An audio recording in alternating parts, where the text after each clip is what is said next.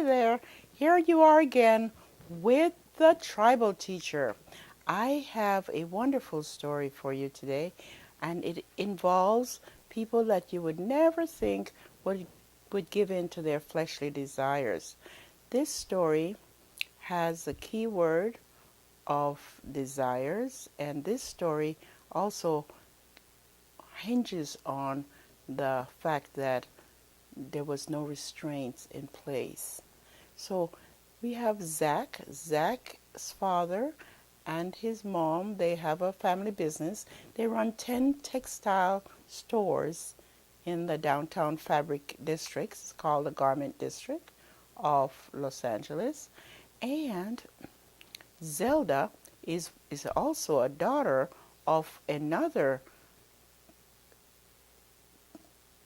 This is one of the customers for Zach's family. So Zelda's family, she and her parents buys from Zach. They supply them with fabric also. So they have stores. Zach's parents have 10 stores. Zelda's parents have just one store. It's a garment outlet. And Zelda is sometimes at the store to help out if one of their helpers disappear or is sick. And Zach does the same thing for his parents. So the day that Zach saw Zelda, it was just by accident. Zach was helping out with deliveries from his parents' 10 stores, and Zelda was at her parents' store, and she was just filling in for one of the main people who ran the showcase of the store. Zelda met Zach. He was doing a delivery of something that was on order, and immediately they liked each other. Zelda is a very intelligent young lady. She's marked by her very orthodox family to become a medical doctor. Zach, on the other hand, he is also from an orthodox family, and he is earmarked to become a lawyer in the tradition of his grandparents and his culture. Well, Zach saw Zelda. Zelda is a beautiful girl. She has greenish eyes. She's very well shaped. She's a 42C, and it's a like 42, 36, 42. She has that type of shape.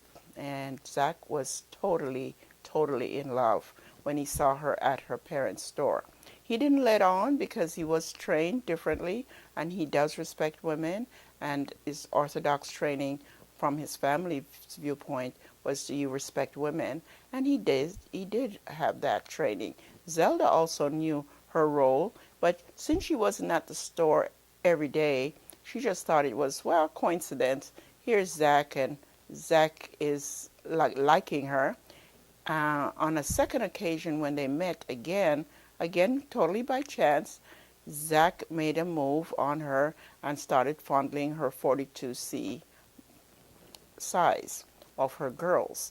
So she didn't back up. She liked the attention that Zach gave her. She liked Zach. Zach liked her, and she was being fondled, but she did not prevent him from doing it. She did not stop him. So what we have is Zach and Zelda now and again meeting each other, very busy. They're at school. Now and again they come down to the garment district and help out in the store, just as a favor to the family. The day that we are going to be looking at will be the day that Zach came in. Zelda was by herself. She was running the storefront. He was dropping off a delivery in his delivery van, and invited, he invited her out for lunch. She went, and they got to talking afterwards. He dropped her back off, but instead of coming in right away, they started fondling each other in the van. Well, despite their upbringing, Zach and Zelda, they knew they were supposed to stop. They were not inclined to stop, and they consummated their relationship. Zelda and Zach separated after that, and they did not know what to do. Should Zach go back to work and tell his parents what had happened? Is Zelda pregnant? How will the family, being as orthodox as they were, how would they have handled this situation? They both knew better. They knew by their own home training, their morals, their statutes, the guidelines that their family had set out for them and had kept them in. They knew they were to stop the fondling, but it got really hot and heavy, and neither one stopped. The relationship was consummated in the back of Zach's delivery van. Zelda felt bad about it. Zach felt bad about it. But they went back to their families' places of business and nothing was said. So what do you do? What we're looking at is two young people who are well trained, from good family, good morals, good guidance, and good education. When they had a chance to make a better decision, they didn't. They went in and succumbed to their fleshly desires. So what now? What do they do now? Can Zelda become pregnant from a one-time consummation of this relationship? What if she were pregnant? Is she going to go abortion? What about her orthodoxy beliefs? Will Zach go to his family and tell his family the truth and try to save face with Zelda? What are they going to do? How will they handle this? Again, we as parents want to believe that we are preparing our children for the best decisions when they're alone. Yes, Zach knew better. Yes, Zelda knew better.